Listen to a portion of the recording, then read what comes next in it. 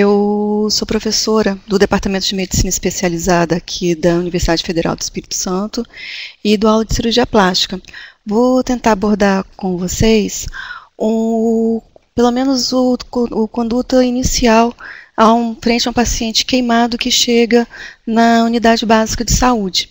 O que eu faço? Eu sei que eu não estou falando só para médicos, pelo que eu vi tem acadêmico de enfermagem, tem estudante de medicina e os outros não acabaram que não se identificaram. Eu vou tentar usar uma linguagem bem fácil para que todos possam ter o entendimento do que eu estou falando. Bom, a queimadura, na verdade, trata-se de lesão de tecido orgânico, no caso a pele, a partir de um agente externo. E ela vai variar do acometimento de acordo com o agente, com o tipo, né? A gente vai ter queimadura térmica, que pode ser, no geral, por água quente, por contato com ferro quente, por exemplo, uma queimadura elétrica ou uma queimadura química. No geral, a queimadura ela tem um índice de mortalidade que acontece de duas formas diferentes. Ela pode ser muito rápida, imediatamente após a lesão, principalmente lesões graves, a partir de um choque hipovolêmico, ou ela pode ocorrer semanas depois da queimadura ocorrida. No geral, a partir de infecção ou falência múltiplas de órgãos devido a um quadro de sepse, sepse por infecção secundária. Bom, a gravidade, a queimadura, a sua gravidade e seu prognóstico, elas estão associados a alguns fatores. Principalmente o agente causal, o agente que levou à queimadura. Se foi uma queimadura causada por água, é diferente de uma queimadura causada por um agente químico, onde você vai ter uma penetração mais agressiva. Está associada ao grau de profundidade que essa queimadura alcançou nos tecidos do corpo, a extensão da queimadura, a localização dela, a idade da pessoa acometida, se essa pessoa possui doenças pré-existentes e se tem alguma lesão associada, em caso de trauma, onde você pode ter, durante uma queimadura que ocorreu durante uma explosão, o paciente muitas vezes é arremessado contra algum anteparo. Então isso piora o prognóstico e a gravidade da queimadura. Mas, no geral, a maioria das queimaduras, ela ocorre por acidente doméstico, mais de 50%. 80% está associado à lesão ocorrida na cozinha. E crianças são muito acometidas, principalmente crianças na faixa etária até os 10 anos.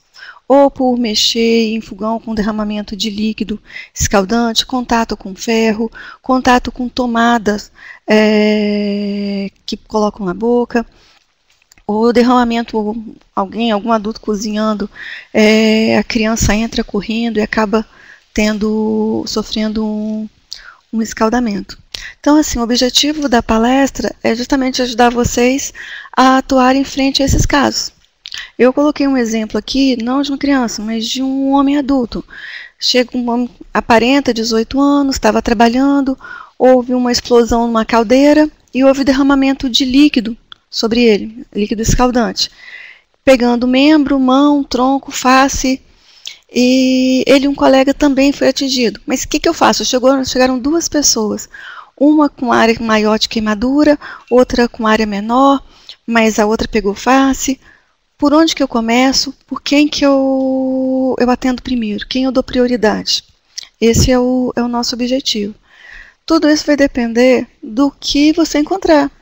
Você não pode tratar uma queimadura como essa ou essa da mesma forma que trata de um paciente com uma queimadura mais profunda. As condutas são diferentes. Bom, frente a uma queimadura, o que eu começo? Por onde é que eu começo? Primeiro, todo paciente vítima de algum trauma, a gente tem um ABCD do trauma. Então, assim, primeira coisa, TLS, vias aéreas. Eu preciso saber se meu paciente está respirando de forma normal, sem dificuldade. Se tem algum sinal de queimadura em fase que me possa levar a um possível diagnóstico de uma queimadura de via aérea.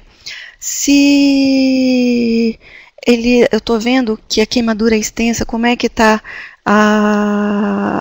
se ele chegou seco, desidratado, eu tenho que pensar em como é que eu vou abordar a parte de irrigação, a circulação dele, se ele está lúcido, orientado, se está respondendo ou se ele está torporoso.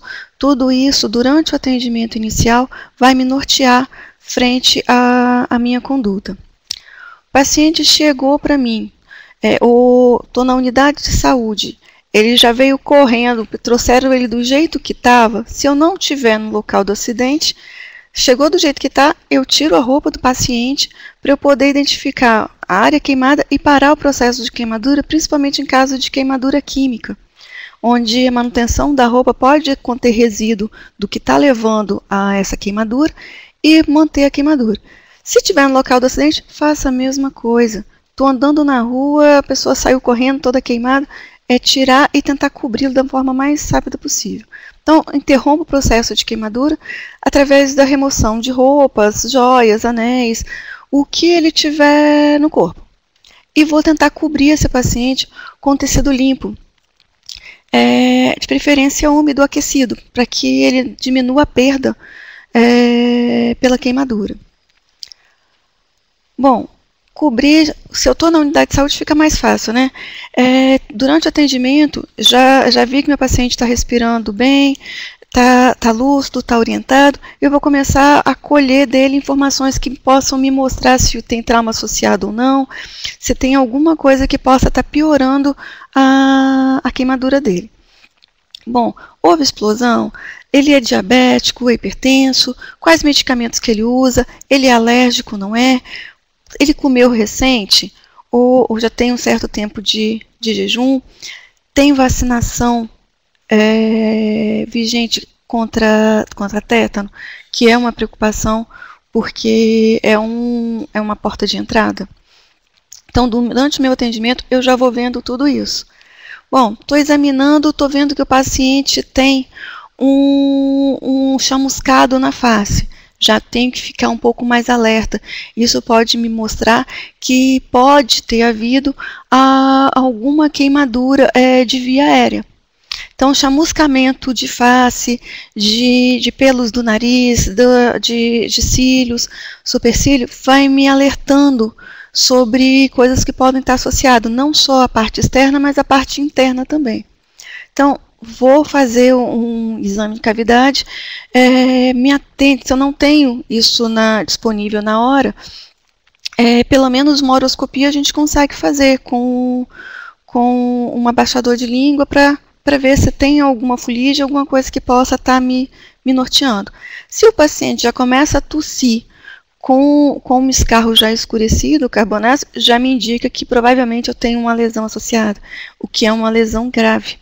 Paciente associado a isso, que apresenta rouquidão, sibilância, mais um fator para me pensar, para que eu pense numa possível queimadura de via aérea. Bom, se o paciente ainda assim tiver lúcido orientado, é fácil.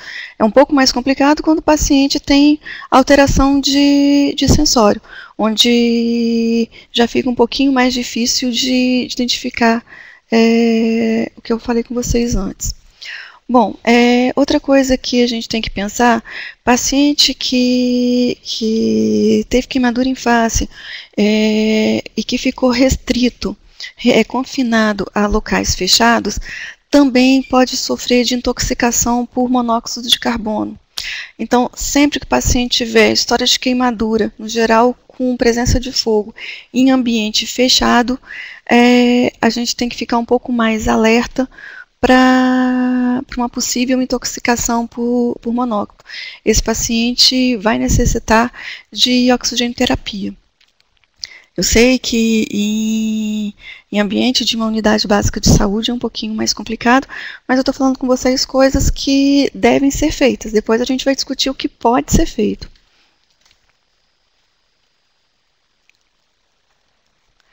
Bom, o paciente chegou, estou conversando com ele, já vi basicamente as áreas que foram queimadas. Eu começo aí, a partir daí, nortear o meu tratamento. Eu preciso saber qual o grau de profundidade que esse paciente foi acometido pela queimadura. A partir daí eu vou definir se é uma queimadura que pegou só a parte superficial ou se ela foi mais profunda. E de acordo com o grau de profundidade da queimadura no tecido cutâneo, a gente vai classificar a queimadura em primeiro grau, segundo grau ou terceiro grau. Bom, por que isso é importante? Porque isso vai me ajudar na avaliação da gravidade do quadro do paciente. E vai me ajudar a nortear o tratamento.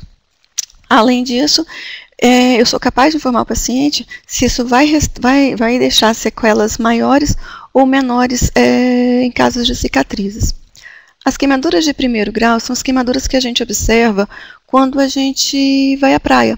É o famoso tomate, que é todo branquinho, que acha que é um moreno jambo, quando é moreno polpa do jambo, todo branco, e fica completamente vermelho frente ao sol. No geral, ele se caracteriza por eritema em toda a pele, ou da área afetada pela radiação solar, dor, e, no geral, ele não deixa cicatriz. Simplesmente eu posso tratar com analgésico,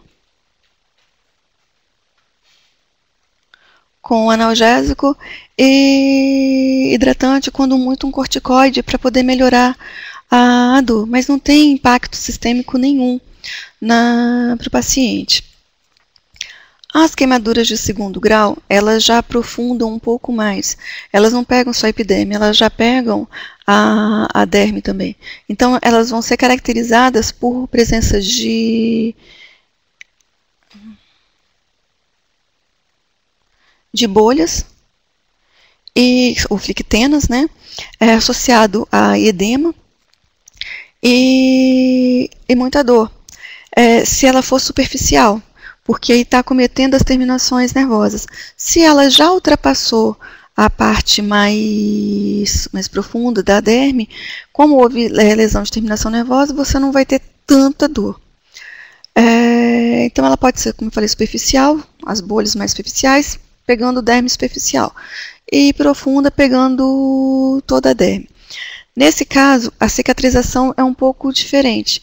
Enquanto nas lesões superficiais você vai ter uma cicatrização mais estética, com um pouco comprometimento, na profunda você já pode ter uma discromia e pode até mesmo evoluir com uma cicatriz inestética. Agora, se eu já ultrapassei a derme e cheguei em subcutâneo, eu já vou ter uma queimadura de terceiro grau, que pode acometer apenas subcutâneo ou acometer a parte de todo subcutâneo, tendão, músculo e até mesmo osso. Nesse caso, a cicatrização é muito mais complexa, porque você tem uma perda muito maior de tecido.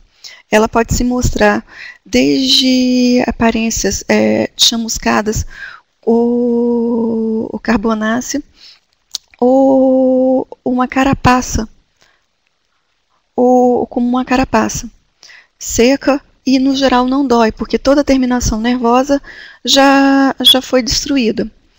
A cicatrização, como eu falei, muito mais complexa. Provavelmente vai requerer enxerto e retalhos para que a gente possa tentar garantir pelo menos a manutenção da função.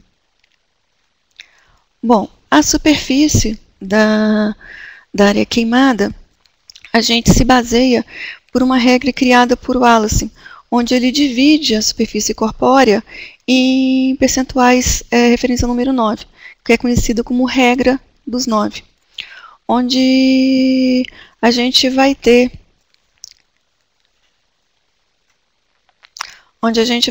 a cabeça no adulto valendo 9, o tórax valendo 36% da superfície corpórea, 18 anterior, 18 posterior, o membro superior correspondendo a 9%, mesma coisa, 4,5% na face anterior, 4,5% na face posterior, membros inferiores 18%, 9% na face anterior, 9% na face posterior. Genitálias e membros correspondem a 1% da superfície corpórea.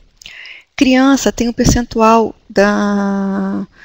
cefálico maior em relação ao corpo e vai variar de 14% a 18%.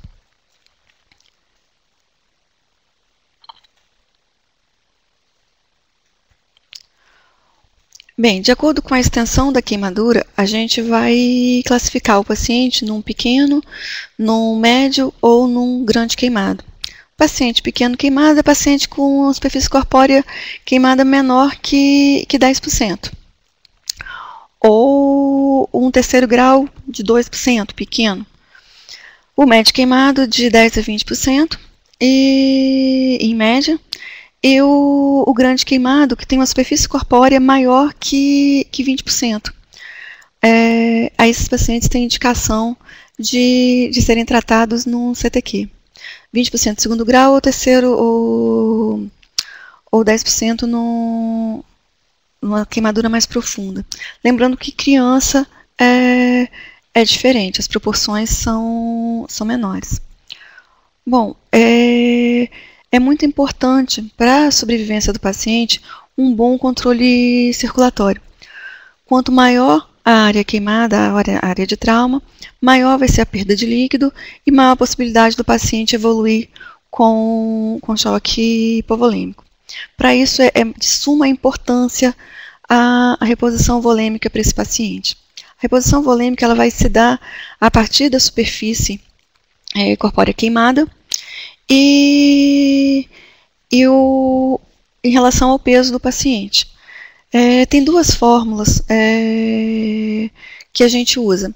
A que é mais usada é a de Parkland, que a gente infunde 4 ml por quilo de peso por superfície de área corpórea.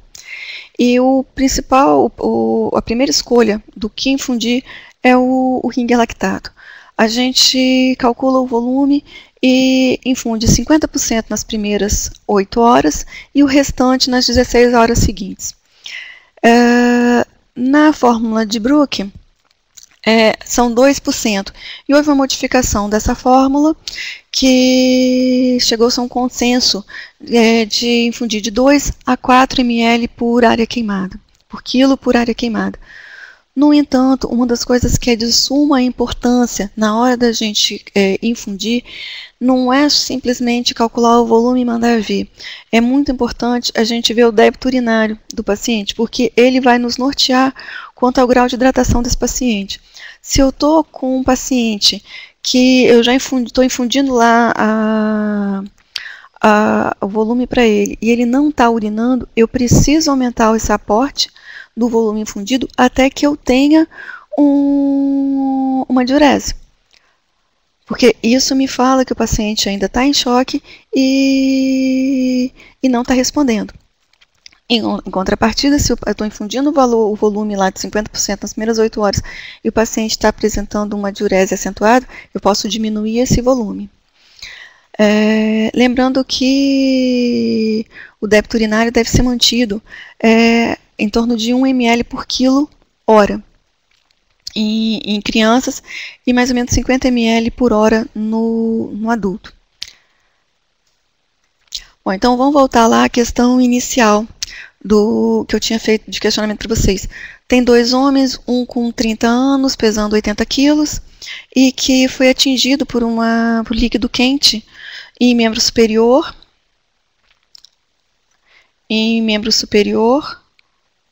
mão, tronco anterior e face. E o outro que chegou na na face anterior do braço direito. Então, eu tenho duas pessoas com superfícies corpóreas diferentes de queimadura. No primeiro, eu tenho uma superfície corpórea de 31,5% de área queimada. No segundo, eu tenho 4,5%. Vamos concentrar as nossas energias no que tem uma superfície corpórea maior. Então, calculando 4 ml por quilo por superfície corpórea, eu tenho um total de 10.080 ml para infundir num total de 24 horas. Lembrando que 50% deve ser infundido nas primeiras 8 horas. Então, nas primeiras 8 horas, eu tenho que infundir 5.040, divide por 8 e a gente vai ver o volume que a gente tem que infundir por hora. No segundo homem, 4 ml por 80 por 4,5, 1.440 ml. Se o paciente tivesse 80% de área corpórea, mudaria esse cálculo? Eu posso calcular que ao invés de 31, eu vou colocar os 80% de superfície corpórea? Não. Acima de 50% de superfície corpórea, a resposta ao trauma é a mesma. Então, no cálculo de pacientes com superfície corpórea acima de 50%, eu não mudo eu não vou mudar a minha superfície corpórea, eu vou mantê-la em 50 ml, em 50% de superfície corpórea. Bom, por que é importante? Eu estou tão preocupada com a hidratação desse paciente. Porque se eu souber como ocorre a queimadura, eu vou entender. Quando ocorre a queimadura, há um aumento muito grande da permeabilidade vascular. Com isso, vai haver extravasamento de líquido dos vasos para os tecidos. Com isso, diminui o fluxo de líquido circulante nos vasos. Isso aí vai aumentar uma concentração do sangue. Aumenta a concentração do hematócrito com aumento da concentração da viscosidade. Isso vai diminuir a minha velocidade de circulação do sangue. Com isso, também tem uma diminuição do meu débito cardíaco. Associado a isso, eu estou tendo perda grande, dor, choque. Por isso é tão importante o controle. Então, se eu souber disso, eu tenho que me preocupar com o meu controle circulatório do paciente. Isso vai me traçar o tratamento e o prognóstico para esse paciente. Lembrando que, associado, ao mesmo tempo que há um aumento da permeabilidade para o extracelular, eu estou concorrendo com um edema importante, brutal, nos tecidos extravasculares. Então, eu tenho um grande edema que vai aumentar também a minha perda. Lembra que eu perdi a minha barreira cutânea. Então, perdendo a barreira cutânea, eu tenho um aumento de perda para o meio externo. Eu posso ter associado a isso uma hiperventilação pela ansiedade, pela queimadura, por dor do paciente, o que vai aumentar o meu consumo de oxigênio. Por isso a importância da gente também, nesses casos, infundir oxigênio para o paciente. Se meu paciente chega na UBS com um grau de queimadura de 3º grau importante e eu estou notando uma dificuldade respiratória, isso aí pode ser devido a uma queimadura de 3º grau tão grave que formou uma carapaça no tórax do paciente. Ele não consegue expandir, fazer uma ventilação eficiente por conta dessa carapaça. E a única forma que eu tenho de salvar a vida desse paciente é romper essa carapaça, para que ele possa ter uma expansão pulmonar e conseguir ventilar. Dessa forma, a gente procede fazendo uma escarotomia, muitas vezes uma fasciotomia, para poder melhorar a circulação e a ventilação desse paciente.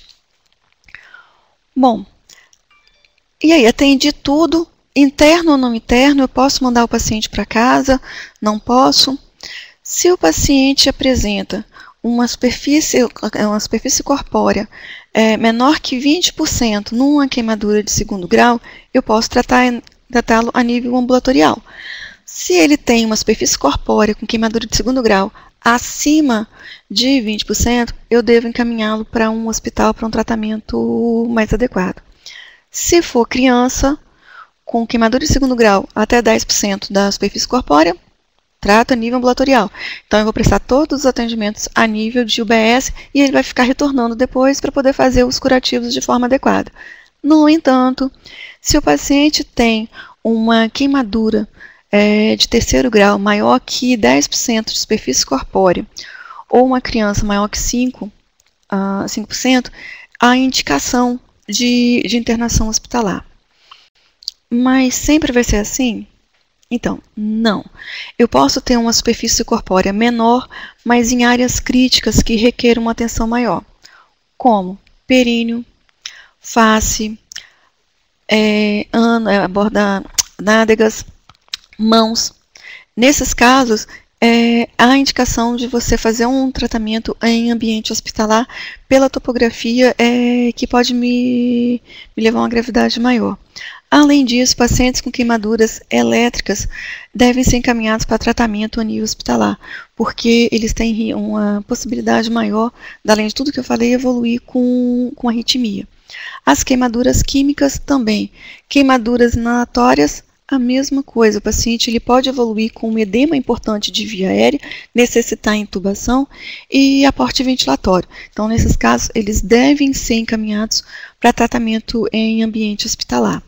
Queimaduras que envolvam o tórax ou o membro, mas de forma circular, podem levar a uma redução na circulação, o que me levaria a uma ausência de circulação.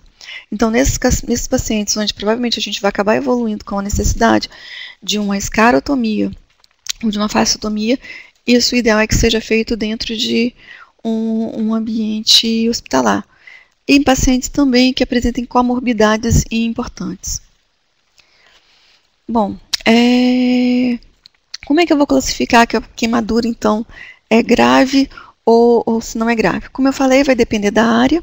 Áreas mais críticas, como períneo, mão, são queimaduras graves e devem ser tratados em ambiente hospitalar. A extensão da queimadura, maior que 10% em crianças e maior que 20% em adultos, são queimados graves, então devem ser encaminhados e não mantidos para controle em UBS. Pacientes com lesão inalatória, pacientes que têm traumas associados, queimaduras elétricas,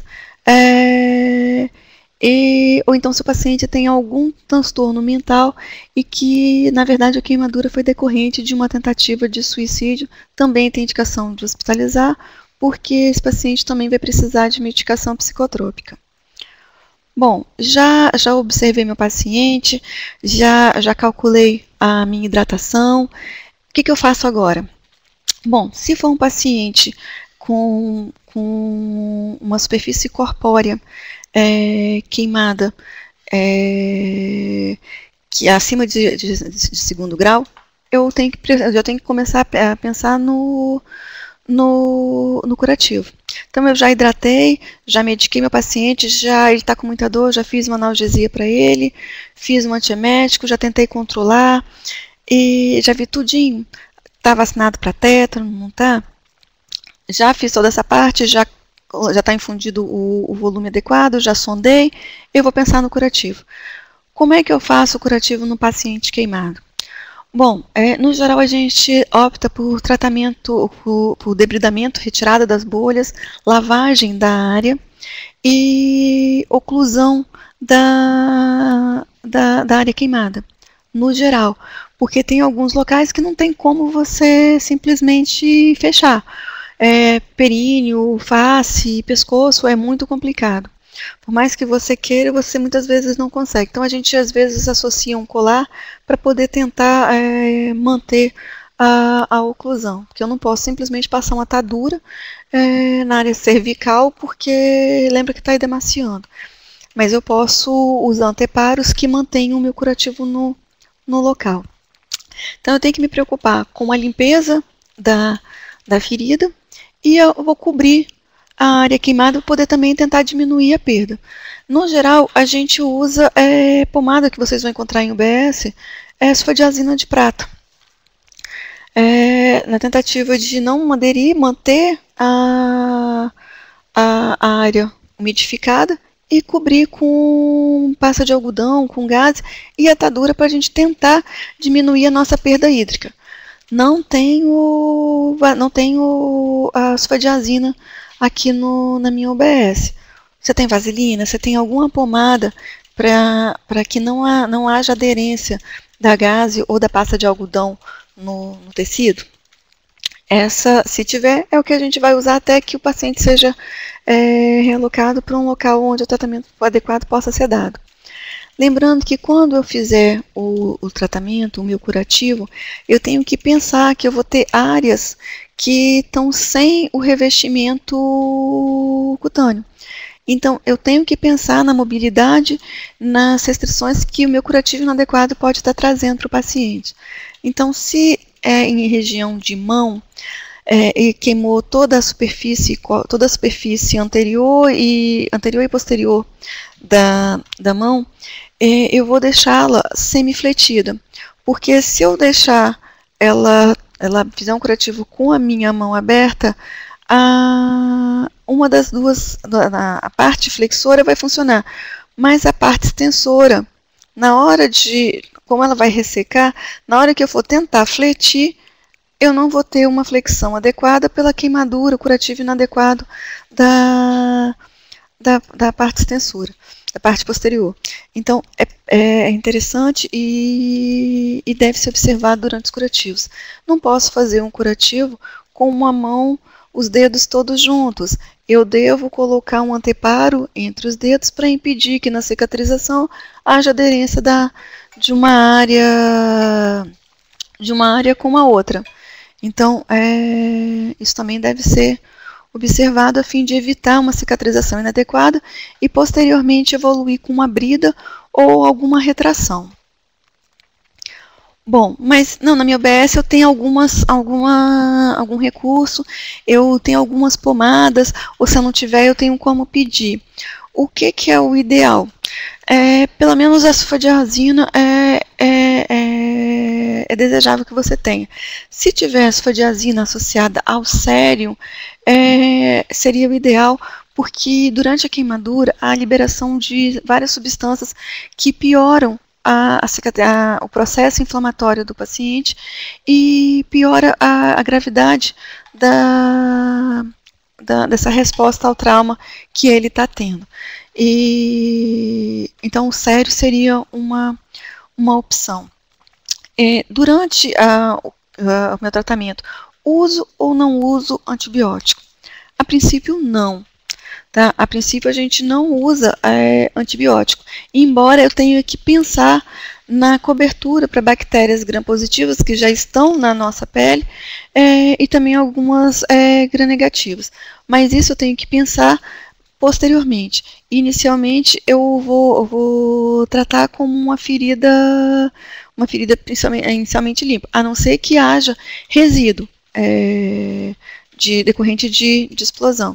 Se eu faço um curativo adequado, diminuo a perda, eu faço uma hidratação adequada no paciente, isso vai melhorar muito o prognóstico dele.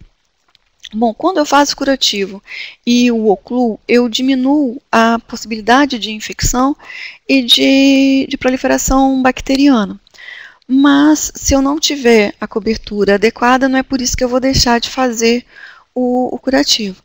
Vamos fazer o curativo com o que tiver disponível na unidade. Tem um nebacetim, tem uma vaselina, alguma coisa que não vá permitir também a aderência total da minha gaze na área queimada do meu paciente, porque depois a gente vai retirar isso. Lembra que isso aí vai levar uma dor. Outras opções de curativo com acetato de mafenide, com nitrato de prata e o desejável que eu falei, que é o nitrato de sérum, porque ele tem baixa toxicidade e ele promove um bloqueio nessas liberações de toxinas decorrente da liberação pelos tecidos queimados. Bom, Na UBS, o que seria adequado para eu receber um paciente queimado? O ideal é que a gente tenha uma área física adequada.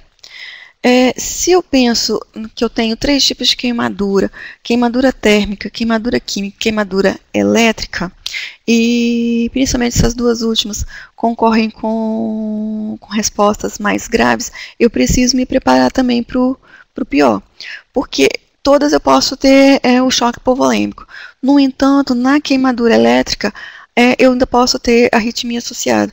Então, é extremamente necessário que eu tenha um desfibrilador na minha UBS. Se eu sei que o paciente aumenta o consumo de oxigênio e pensando também que ele possa ter algum distúrbio de ventilação, é desejável que você tenha um oxímetro digital. O aspirador para uma possível queimadura de via aérea, onde eu vou precisar entubar um paciente e ele pode ter ingerido coisas recentes e que possa acabar aspirando, é importante eu ter também. O colar cervical, principalmente pacientes que são vítimas de explosões, onde ele pode ser arremessado contra um anteparo e eu possa ter uma lesão de coluna, é importante fazer a imobilização a fim de evitar lesões mais graves, bem como imobilização. Para isso eu vou precisar também de uma prancha. Não preciso nem falar que vocês vão ter que ter tubo, material para intubação, um respirador. Sei que muitas não têm, isso aqui é o que é idealizado e que deveria ter. Hoje, no entanto, a gente sabe que se eu tiver o medicamento, se eu tiver um soro para poder infundir, eu já vou ficar feliz. Oxigênio, no geral, a gente encontra, e o material básico para curativo. Isso é o mínimo que a gente deveria ter numa UBS. Como a gente sabe que nem sempre tem isso, então a gente vai tentar se virar com o que tem. O se virar com o que tem é cobrir o paciente, impedir a perda dele, afastar o agente causador dessa queimadura, se for um agente químico, tirando roupa, tirando os objetos que estão presentes no corpo dele,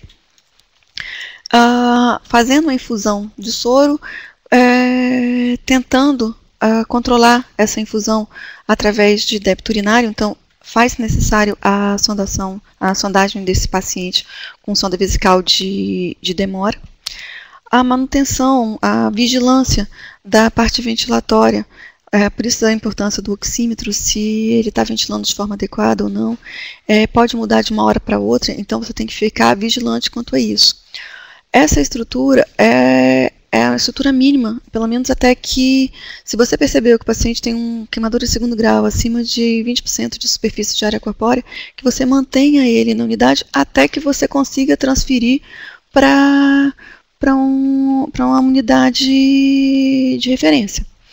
Isso aí é o mínimo que a gente precisa para a manutenção de vida do paciente. Pensando numa manutenção inicial, se tem uma área queimada maior, ele vai dar seguimento no hospital. Mas se vocês fizerem o mínimo nas primeiras horas, provavelmente seu paciente tem uma sobrevida adequada e maior, né? Bom, acho que era isso que eu tinha para falar para vocês. Estou aguardando.